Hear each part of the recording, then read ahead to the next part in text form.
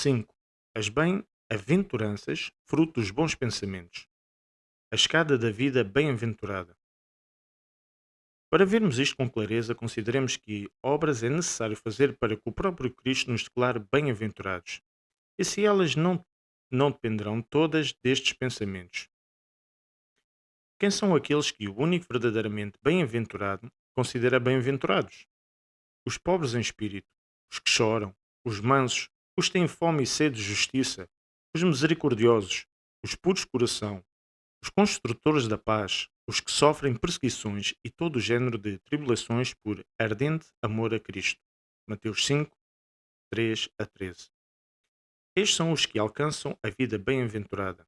Por isso, se constatamos que o cor dos bem-aventurados foi plasmado na beleza da sua forma por estes pensamentos e que destes pensamentos desceram as suas coroas, a todos se tornará inteiramente óbvio que ocupar-se deles com assiduidade e meditá-los é caminho seguro, passagem e escada, ou, como se queira chamar, para a vida bem-aventurada. Os pobres que conhecem a pobreza de Jesus.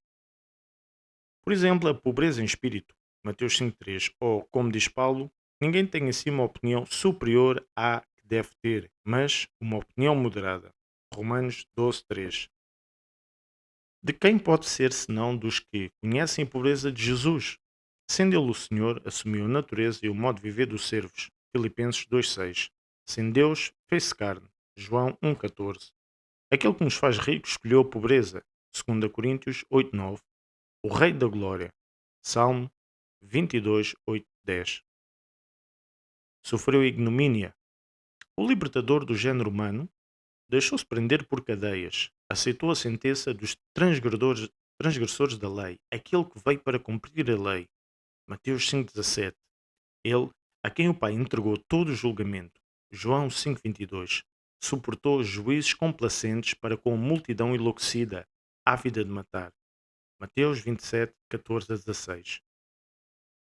Que orgulho poderá resistir a estes exemplos? De resto, se em alguém despontar a soberba por ter realizado alguma boa obra, que pareça extraordinária, reconhecerá se meditar nas obras de Cristo que nada fez de grande e que em nada contribuiu para a sua libertação da escravidão e que, uma vez libertado, nem sequer está em condições de conservar íntegra a sua liberdade. De facto, Cristo comprou-nos com o seu sangue, 1 Pedro 1,18, e ofereceu-nos a liberdade, depois de a ter adquirido por tão alto preço. Mas quem dentre os resgatados perseverou nos dons recebidos e conservou inviolada até ao fim a sua riqueza espiritual. Não se considera porventura já um grande feito quando se é fiel à graça só em pequenas coisas? Por isso, estamos conscientes de nós mesmos, como poderemos ter-nos em grande conta quando a nossa virtude de per si de nada serve? Se em nós há algum bem verdadeiro, foi infundido por Deus, sem qualquer ação nossa.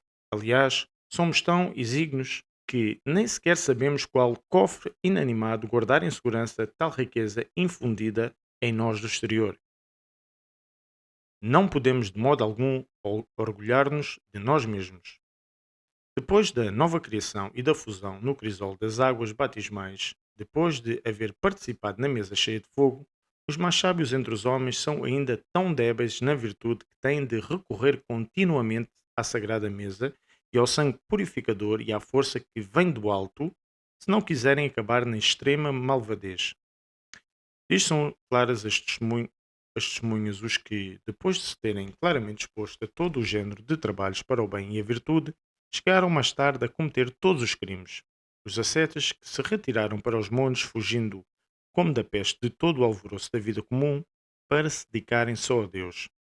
Realizaram todas as ações mais nobres e possíveis ao homem, de modo a obter o máximo poder junto de Deus. E ainda aqueles que depois, por terem enfraquecido um pouco a esperança e o abandono total nele, improvisamente cometeram as ações mais vergonhosas e não descuraram qualquer abominação. De que modo de que poderemos, pois, orgulhar-nos de termos agido corretamente? Não é coisa extraordinária daquilo que em nós é grande? Não é nosso. De termos guardado o que recebemos? Pelo contrário, traímo-lo. de trazermos ainda o selo de Cristo? Mas esta é justamente a prova de que não o trazemos. Para os soberbos, não há nenhuma comunhão com ele, que é manso e humilde de coração. Mateus 11:19. Assim, em virtude destes pensamentos, a soberba rui sobre si mesma, e a paixão esvazia-se de todos os lados. Quer pensemos o que é necessário, quer pensemos grandezas, precisamente com esse pensar altivo sobre nós próprios, sentimos estar longe de Cristo, e entendendo que pouco valemos, nada de nobre, cogitaremos sobre nós que somos ignóbeis. 6. Bem-aventurados os que choram. O pensamento de Cristo dá a contrição dos pecados. Da meditação da nossa fraqueza nascem pranto e lágrimas. É natural que da meditação nasça o pranto e as lágrimas, se alguém pensar na novidade inaudita realizada por Cristo para a nossa salvação, e na indolência e no sono que nos detém. Se nos entristece a deteriorização de coisas muito preciosas, se a recordação de bens perdidos nos faz chorar, aprendemos aqui como é grande a riqueza que lançamos fora quando, estando ele já na nossa mão, a teríamos podido conservar. Se nos morde e nos destrói a alma, a consciência da nossa grande ingratidão para com o benfeitor tão generoso, torna-se aqui muitíssimo claro com que suavidade e benignidade ele se comportou conosco, e ao invés, quanta negligência demonstramos nós para com ele. Primeiro desceu do céu para nos procurar, quis falar a nossa língua e mostrar-nos um rosto semelhante ao nosso. Assim, quer amemos àquele que é nosso congênere, quer amemos aquele que nos é superior, ele quis ser um e outro, reunindo em si estas duas qualidades e em toda a parte concilia o amor para poder suscitar em nós o amor maior. Depois, para aumentar a amizade, aumentou ainda a medida. Cada um ama-se efetivamente a si mesmo e ama o seu semelhante. Mas ama-se mais a si mesmo do que ao seu semelhante, porquanto está mais unido a si mesmo do que ao seu semelhante. Ora, para obter o melhor lugar, o mais desejável, para ser amado, para que não o amássemos com o maior amor com que amamos os nossos semelhantes, mas com o amor com que a nós mesmos nos amamos, para assim poder ser amado por todos. O Senhor Jesus não se contentou com ser semelhante a nós, assumindo a nossa natureza. Quis ainda comunicar-nos o seu corpo, sangue e espírito, e assim tornar-se verdadeiramente para cada um dos que a ele aderem, um outro si mesmo, como diz por hipérbole o provérbio em relação aos amigos. Assim, na verdade, ele nos procurou, não deixou nenhum espaço vazio do seu amor, mas revelou-se como nosso benfeitor e irmão. Foi para nós como nós mesmos, e não fez isso apenas com um ato de vontade ou com um aceno, como quando criou o céu, mas com suores e fadigas que de nenhum modo se lhe ajustavam, com angústias, infâmia e chagas, e por fim com a morte. E nós? Não nos recordamos de ter sido gratos para com ele, que é tão bom conosco. Não procuramos o modo de lhe retribuir, mas comportamos ademais de forma tão disparatada que aderimos àquilo que ele odeia. Abraçamos aquilo de que ele quer desligar-nos. Fugimos daquilo a que nos convinha. Damos assim prova de uma estúpida malvadez. De que lamentamos e lágrimas, não somos nós dignos por termos atribuído algum valor a outras coisas, desdenhando o Salvador e os seus benefícios, como se incumbisse a outros procurá-lo, como se a sua inefável providência não nos dissesse respeito. Julgamos que temos de nos ocupar das coisas necessárias, palavras, obras, todos os atos, tudo aquilo que a vida comporta, que se deve trabalhar, a terra, ou comandar um exército, ou exercer um ofício público, ou empenhar-nos em qualquer outra coisa. Procuramos de todos os modos fazer aquilo que nos ajuda e aproveitamos com alegria a ocasião favorável. Em resumo, tudo aquilo que fazemos que nos é habitual, que nos parece justo, tudo é muito importante para nós. Só as coisas verdadeiramente nossas as consideramos menos importantes do que todas as outras coisas, não refletindo no modo de as conservar e de garantir por meio delas o nosso direito, como se a nós mesmos nos achássemos menos importantes do que todo o resto. Será digna de compaixão a nossa loucura? Se não for por outra coisa, convertamo-nos por aquela novidade que revolucionou e transformou todas as coisas, pela qual os abismos da terra viram as realidades que estão acima dos céus. A terra transcendeu o céu. O comum tirano do mundo foi aprisionado e os prisioneiros calcam a cabeça do tirano. Deus aparece com um corpo sujeito às chagas com sangue que derrama na cruz. A morte do homem faz estremecer a terra e chama os mortos para a vida. A finalidade destas obras é uma só: que o homem reconheça o Senhor, se levante da terra e contemple o céu. Se perante tal cúmulo de maravilhas ainda dormimos e somos insensíveis, tal como o trovão, insensíveis são as estátuas, não seremos acaso os mais infelizes dos homens? Como não considerar toda a vida como um tempo para chorar? Então, quais as causas do pranto? A doença? Não está porventura doente em nós o que em nós há de melhor? A pobreza? Vivemos numa pobreza pior do que a dos pobres, porque a riqueza da alma é muito superior e mais necessária. A pobreza termina infalivelmente com a vida presente, mas da miséria da alma não pode libertar-nos a morte. Aliás, no futuro a nossa vergonha tornar-se-á necessariamente muito maior. A loucura, porém, é miserável. Não será, porventura, um demónio maligno que agita a nossa vontade, derramando nela tanta demência? Se lançar sobre uma espada, precipitar-se de um despenhadeiro, não reconhecer os amigos, são atitudes de tolos. Não fazemos assim também nós? Não fugimos daquele que nos ama? Não andamos com as nossas obras em redor do inimigo? Não corremos para a hiena, realizando todas as ações que a ela conduzem? Deveríamos de certo derramar lágrimas e chorar se fôssemos conscientes de tanto horror, ou se fôssemos mais conscientes destas coisas e as estimássemos pelo que elas são na realidade. Se não tivéssemos também a desgraça de ignorar os males em que vivemos, se compreendêssemos que coisa é a boa saúde, a riqueza e a sabedoria que Cristo nos trouxe, sem qualquer trabalho da nossa parte, e que só podem adquirir os que querem, isto com frágil coração, ser possível alcançar a felicidade e escolher a desventura, poder viver na luz e aceitar morar nas trevas. João 3,19. Isto arranca lágrimas, não só dos negligentes, mas também dos fervorosos. Aliás, sobretudo destes, porque compreendem melhor a gravidade da desgraça. Os fervorosos, de facto, condenam-se espontaneamente ao pranto e aos sofrimentos ainda piores, e julgam-se dignos das penas extremas, quando refletem sobre o Deus a quem servem todas as criaturas, despido e imolado na cruz. Ele exige de nós uma digna correspondência, porque, sem Deus, assumiu a natureza dos homens para nos fazer deuses, de homens que éramos, e permutar a terra com o véu, a escravidão com o reino, a ignomínia congénita com a glória verdadeira. Exige essa correspondência, porque o artífice dos céus se revestiu de terra. Aquele que é Senhor por natureza apareceu na forma de servo. Filipenses 2,6. O Rei da Glória.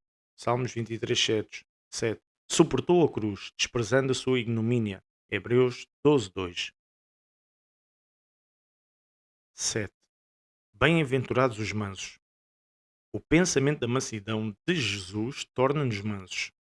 Medita Cristo, manso e humilde coração. De muitos modos, o Salvador introduziu no mundo a verdadeira sabedoria, propondo-nos, com as suas obras e com os sofrimentos por ele suportados, numeríssimos e altíssimos exemplos de mansidão, domínio da ira, procedimento suave para com aqueles que nos atormentam. Antes de mais, aceitou assumir carne e sangue em favor dos que o afligiram. Veio procurar e libertar os homens aos quais havia de reprovar as culpas mais atrozes. Depois não cessa de nos beneficiar, não obstante a inveja por eles contraposta aos benefícios com os quais reerguia o género humano. Por exemplo, dos homens, os demónios chamaram-lhe Belzebu, o príncipe dos demónios. E apesar de ouvir outros atrocíssimos epitetos, continuou a expulsá-los. Esteve muito longe de escolher o coro dos discípulos, aquele que se deixou corromper contra ele. Aliás, conserva com ele como se conserva com os amigos. preso fala com o homicida e brinda ao traidor os seus mistérios inefáveis e o seu próprio sangue. João 13, 26 a 30. Por último, deixa-se abraçar e beijar por ele. Mateus 26, 49. E chega a realizar por nós as coisas mais inauditas. O Senhor morre pelos homens a quem cumulou de benefícios, e os próprios beneficiados vão ao seu encontro com a espada. O amigo guia os assassinos para o delito. Um beijo é o sinal do morticínio. Mateus 26, 47. E ele que suportou tais coisas é tão suave e amigo dos homens que, sendo ferido pelos discípulos, um dos patifes, Mateus 26, 51, não descura o ferimento, mas de imediato o sara, tocando no membro antigo. Lucas 22, 51. Ao dar assim um sinal do seu imenso poder e, ao mesmo tempo, da sua suprema mansidão, não destrói os ímpios, que não temiam a sua força e não honravam a sua doçura. Não faz chover fogo sobre eles, não lança raios, embora fossem dignos de tais castigos e ainda piores. Aquele que o cor dos anjos não podia contemplar sem temor segue os que o arrastam. Apresenta às cadeias as mãos às quais se submetiam os grilhões da doença e que libertam da tirania do demónio. Teria podido fazer morrer o servo malvado que lhe bateu na face, mas diga-se antes de falar-lhe com doçura e moderadamente corrigi-lo. Lucas 22, 48. Depois condenado à morte por ímpios juízes, suporta em silêncio a sentença. Mateus 26, 63, 27, 14. E, sofrendo o suplício, já pregado no madeiro, a tal ponto continua a amar os assassinos que roga ao Pai para que não os faça expiar pena alguma pelo que ousaram contra o seu unigênito. Aliás, não se pede perdão por eles, mas desculpa-os, e a voz da sua defesa é ardente e cheia de compaixão. Pai, perdoa-lhes, porque não sabem o que fazem. Lucas 23, 34. Medita em Cristo, mestre de mansidão. Qual pai afetuosamente terno e cheio de compaixão pelos filhos que, devido à idade, agem sem pensar, procuram abrandar o preceptor em relação a eles. Por fim, após aquelas palavras, expirava. Mateus 27, 50.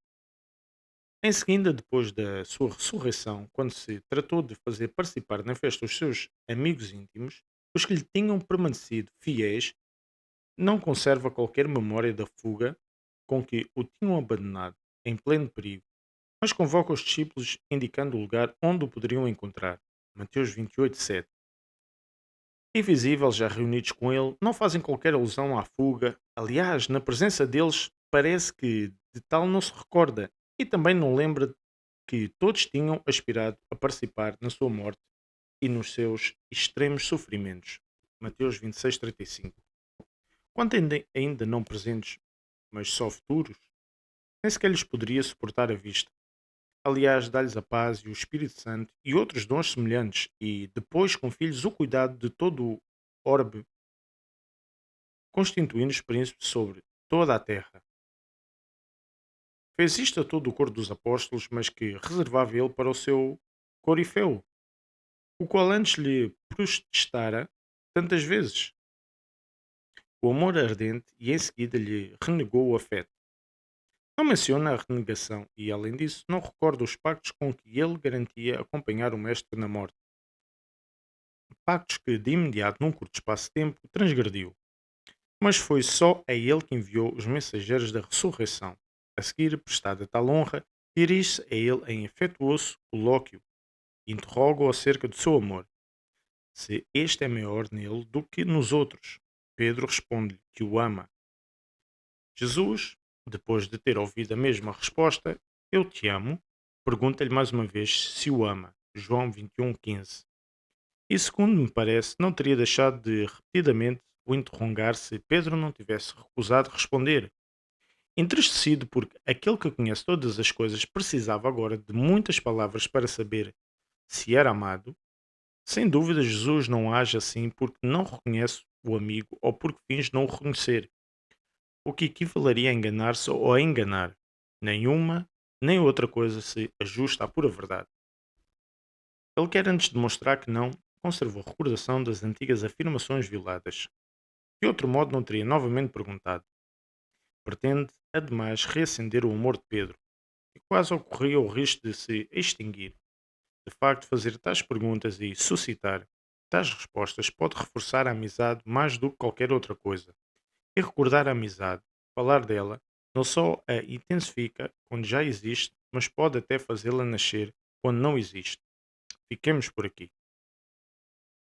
Deste modo, pois o Salvador mostra nas obras que não proclama cólera.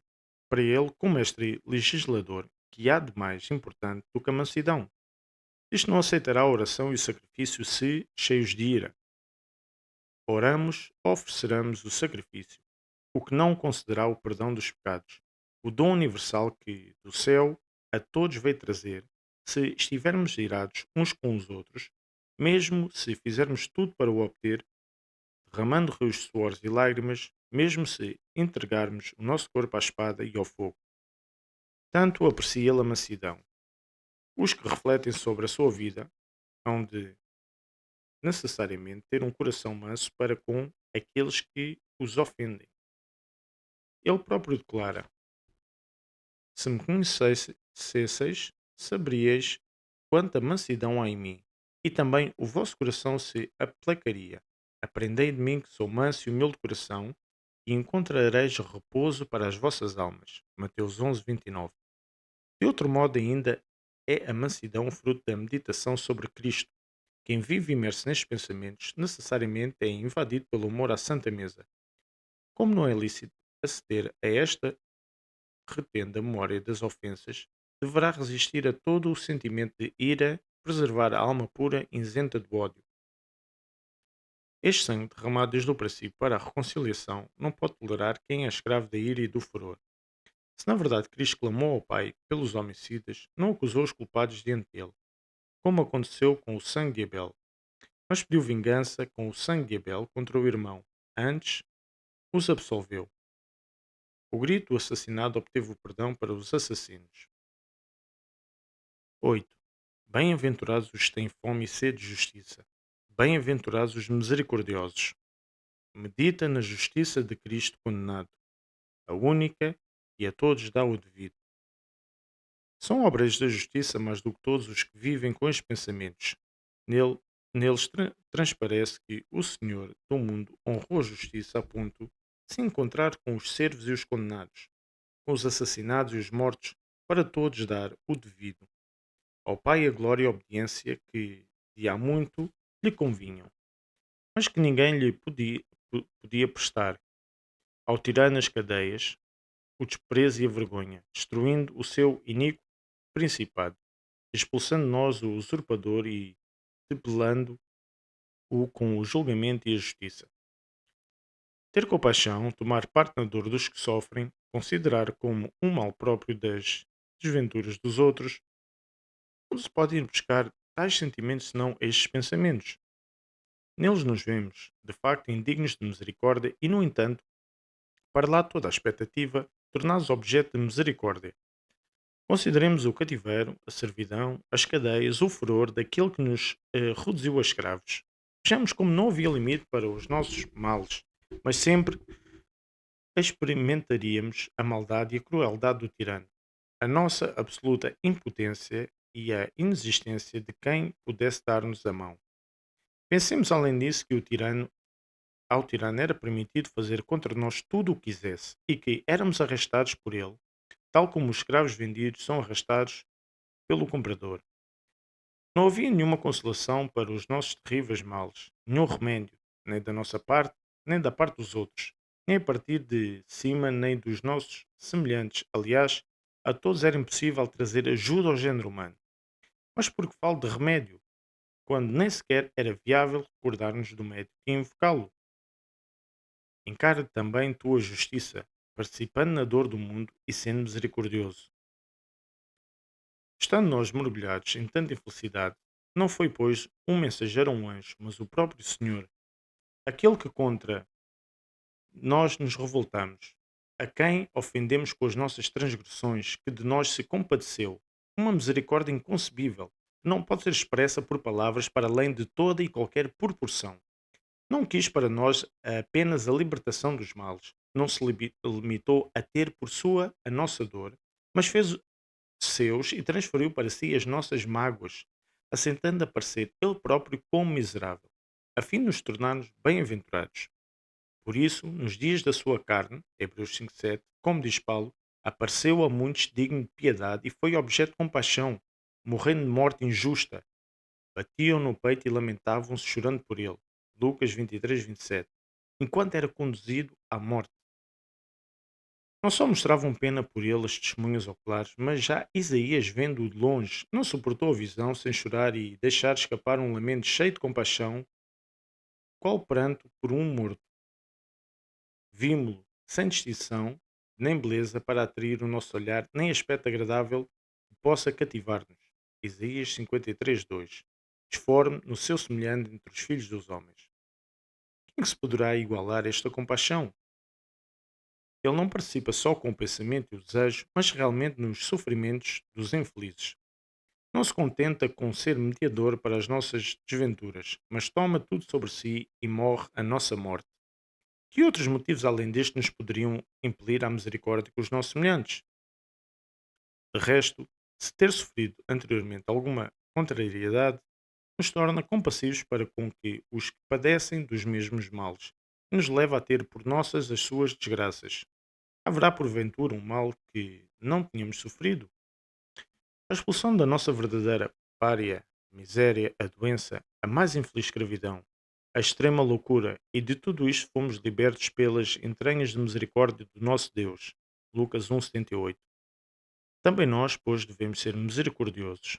Se alguém sofrer de algum destes males e dispensar aos nossos congêneres a misericórdia que o nosso comum Senhor nos concedeu, para mostrar que importa sermos mansos com os nossos semelhantes, ao contemplarmos o modelo do divino amor pelos homens, o Salvador diz: Sede misericordiosos como o vosso Pai é misericordioso. Lucas 6,36. 9. Pureza de coração, paz, justiça e constância nas perseguições nascem da meditação dos mistérios. A meditação sobre o mistério de Cristo é já a purificação do coração. Que luta, que esforço, que suores podem realizar a purificação do coração, exercitar a alma para a santidade, exceto estes pensamentos e estas meditações? Aliás, se virmos bem, pode dizer-se que a meditação sobre Cristo não só tem esta purificação como efeito, mas é já em si mesma a purificação do coração. Antes de mais, a detença em pensamentos excelentes inclui o afastamento dos maus pensamentos, e isto é ter o coração puro. De facto, duplos são a nossa vida e o nosso nascimento, um espiritual e um carnal. O espírito combate contra o corpo nos seus desejos, enquanto o corpo se levanta contra o espírito. É impossível conciliar e unir os opostos. Por isso é evidente a todos que, destes dois desejos, aquele ao qual, mediante a memória, se dirigem sobretudo aos pensamentos, pulsará o outro.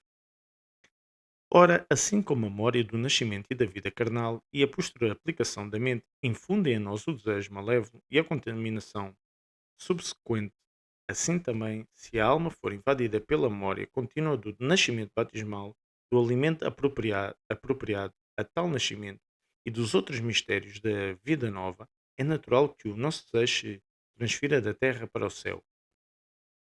Cristo comprou a nossa paz com o seu sangue.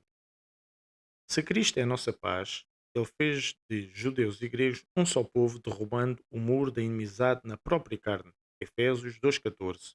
Se por ele tudo foi pensado em função da paz, qual o bem que se há de considerar como superior à paz dos que têm como objeto a meditação e do empenho da alma os mistérios de Cristo? Eles irão em busca da paz, como exorta Paulo, à qual nada se iguala. Nisto se constituirão guias dos outros, demolirão o ódio louco, para não cessar os vãos conflitos, sabendo que a paz é tão preciosa que até o próprio Deus vai à terra a comprá-la para os homens. Ele, rico e senhor de todas as coisas, nada encontrou digno desse bem, mas pagou derramando o seu próprio sangue. Com efeito, visto que entre todas as coisas já vindas à existência não encontrou nenhuma que pudesse valer tanto como a paz e a reconciliação de que andava à procura, fez outra nova criação, o seu sangue, e mal o derramou, logo se tornou reconciliador e príncipe da paz.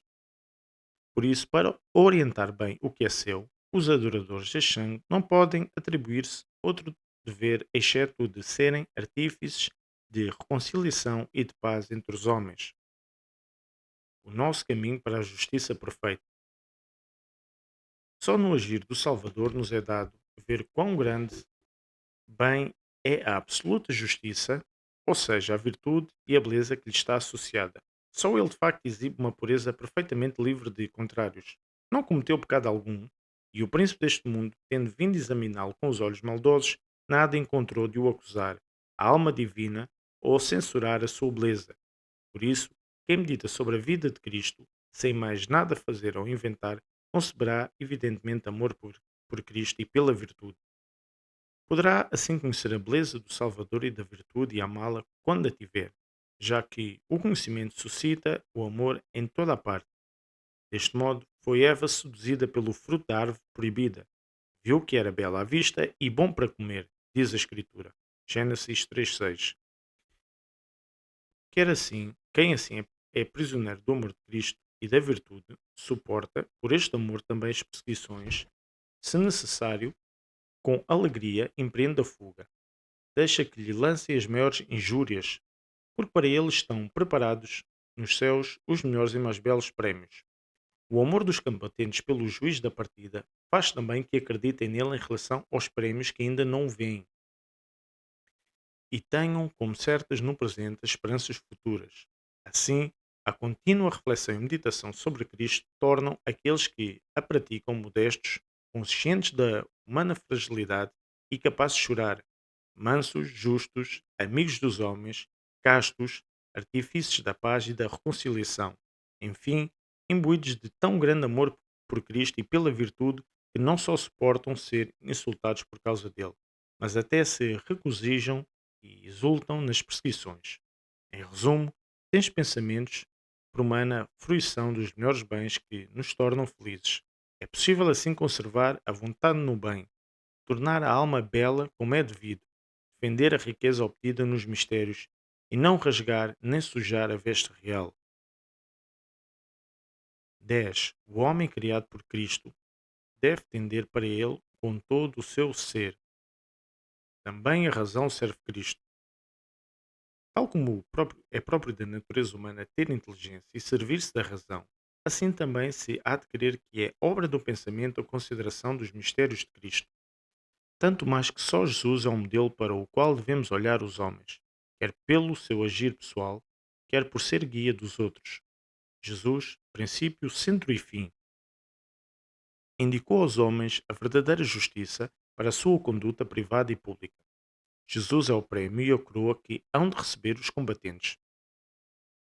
É necessário, portanto, olhar para ele, ponderar atentamente a sua vida e, quando possível, procurar aprender a fundo para saber como é precioso sofrer. Os prémios dos atletas medem-se pelos combates. Eles suportam as fadigas olhando para os prémios, com tanta maior constância quanto mais conhecem a sua beleza. Além disso, quem ignora que só Jesus nos adquiriu, comprando-nos com o seu sangue? Não há, pois, outros a quem devemos servir. Só por ele devemos empenhar-nos a nós mesmos, corpo e alma. Amor, memória e energias da inteligência, como igualmente diz Paulo. Não pertenceis a vós mesmos, porque foste resgatados por grande preço. 1 Coríntios 6:20. Pensamento, desejo, memória. Tudo nos conduz a Cristo. No princípio, Deus criou a natureza do homem, tendo em vista o homem novo. Mente e desejos foram forjados por amor dele. Para conhecer Cristo, recebemos o pensamento para correr para ele, o desejo e a memória para o trazer em nós. Ao sermos plasmados, ele era o arquétipo, de facto, o velho Adão. Não é modelo do novo, mas sim o novo modelo do velho. Está escrito que o novo Adão foi gerado à imagem do antigo.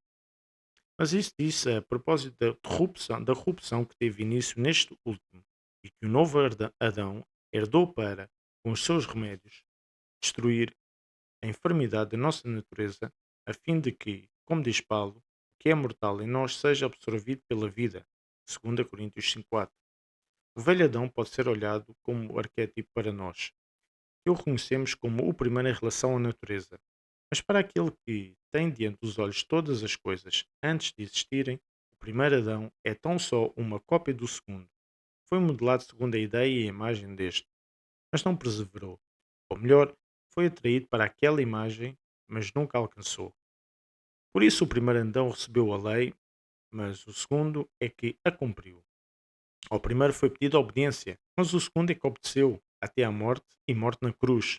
Filipenses 2,8, como diz Paulo. O primeiro, com a sua transgressão, mostrou-se privado das perfeições que o homem devia ter. A lei, de facto, não excedia a natureza. Comportava um justo castigo para o culpado. O segundo, por seu turno, foi perfeito em tudo como diz. Observei os mandamentos de meu Pai. João 15,10. Um transmitiu-nos a vida imperfeita, necessitada de mil ajudas, e o outro tornou-se para os homens Pai da vida imortal. Sem dúvida, a vida humana tendia, desde o princípio, para a imortalidade, mas só alcançou mais tarde no corpo do Salvador, o qual, ressurgindo dos mortos para a vida que não morre, se fez guia de imortalidade para o género humano. Tendemos para Cristo como para a perfeita imagem do homem. Numa palavra, só o Salvador foi, primeiro e único, a revelar o homem verdadeiro e perfeito nos costumes, na vida, em tudo. O verdadeiro fim do ser humano é a vida integral. Quando o corpo estiver isento da corrupção e a alma livre de todo o pecado, Deus plasmou o homem olhando para esse último fim. De facto, a obra em si ficou completa quando o Criador acabou de realizá-la em tudo o que pretendia fazer, tal como a beleza de uma estátua é dada pela última mão do artista.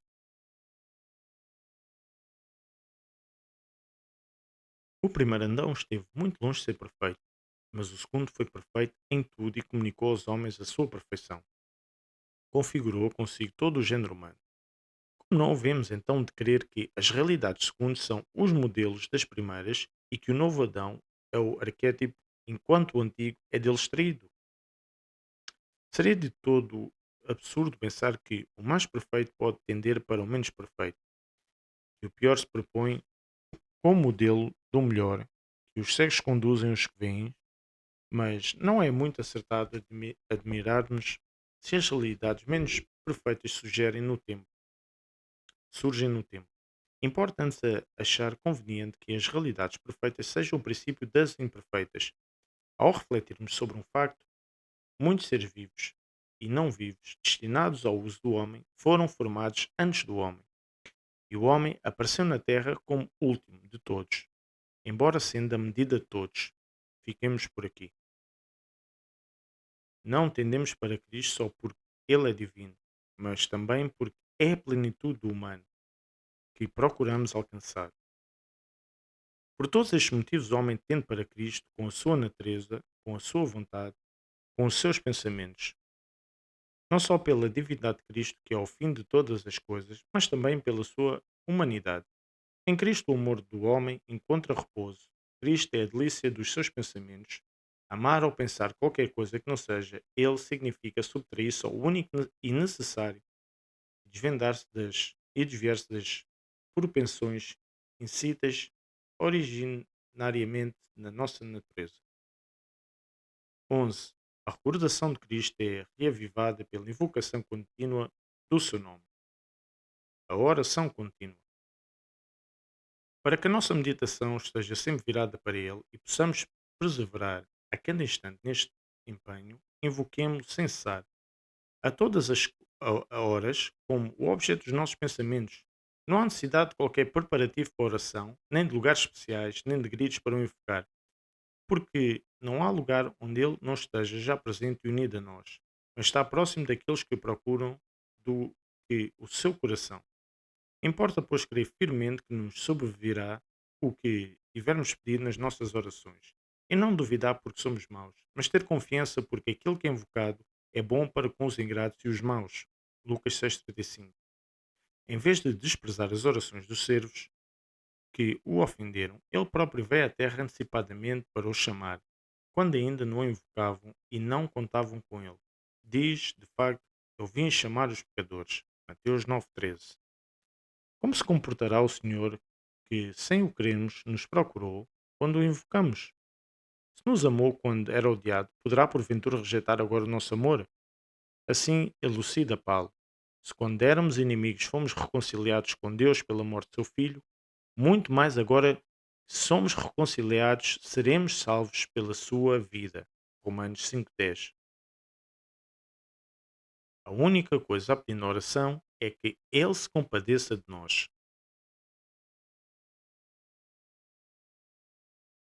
Refletamos agora também na forma da nossa súplica, não pretendendo certo pedir e receber o que se ajusta aos amigos, mas aquilo que também é permitido a servos culpados que ofenderam o seu Senhor, e sobretudo esses. Não invocamos o Senhor para que nos coroe e nos reserve alguma graça desse género, mas para que se compadeça. Se os são não precisam de médico. Mateus 9,12. Quem senão os culpados hão de implorar do Senhor, amigo dos homens, a misericórdia, o perdão, a remissão de dívida e semelhantes dons, e não voltar de mãos vazias depois de ter orado? Em suma, se admitimos que os homens devem erguer a Deus a sua voz, implorando misericórdia, essa é a voz dos pecadores, de quem cometeu ações carentes de misericórdia. Ora, nós invocamos a Deus com a língua, com a vontade, com os pensamentos, para aplicar o remédio a todas as faculdades com que pecamos, o único remédio salutar, pois não há outro nome pelo qual devamos ser salvos. Atos 4:12. É 12. É a Eucaristia que nos torna capazes de pensar incessantemente em Cristo. Ninguém foge ao médico com o pretexto de ser doente. Para nos tornarmos capazes de cumprir tudo isso, bastará o pão que verdadeiramente fortalece o coração do homem. Há de conferir vigor no esforço e arrancará da alma o torpor à nascença. Esse pão veio do céu para nos trazer a vida. Devemos procurar nutrir-nos dele de qualquer modo e livrar-nos da fome, fazendo tal banquete a nossa ocupação contínua. Não é bom abster-nos da Santa Mesa mais tempo do que é devido, não sermos suficientemente dignos dos mistérios e assim tornar a alma em tudo mais débil e má. Mas depois de termos aos sacerdotes confessar os pecados, devemos beber o sangue purificador. De resto, se nos alimentamos desses pensamentos, não nos tornaremos culpados de pecados tão graves que impeçam de participar na sagrada mesa. Mas assim como seria ímpio ousar abeirar-se dos sagrados dons, depois de termos pecado para a morte, assim também não é bom fugir desse pão se sofremos de tais doenças. De facto, os que com a sua vontade resistem aos tições acesos fazem bem em resguardar-se e não o receberem em sua casa, antes de se terem reconciliado. Mas quem tem a vontade reta, ainda que afetado por outras enfermidades, precisa da medicina reconfortante e deve recorrer ao artífice da saúde, àquele que tomou sobre si as nossas enfermidades, carregou as nossas doenças, Isaías 53:74. Não é bom enviar o médico com o pretexto da doença, pois precisamente por causa dela deve ser ele procurado. Este sangue põe portas nos nossos sentidos e não deixa passar nada que possa contaminá-los. Ou melhor, ao assinalar as suas portas, repele o exterminador. Este sangue faz do coração em que é infundido um templo de Deus melhor do que dos muros de Salomão, o que poderia fazer o sangue, que era tipo e figura, não permitindo que aí se estabeleça nenhum ídolo mau. A abominação da desolação no lugar santo. Mateus 24:15. Este sangue, ao fortalecer o pensamento com o espírito firme, como suplicava David, submete-lhe a carne através da continência, e o homem goza de uma quietude profunda.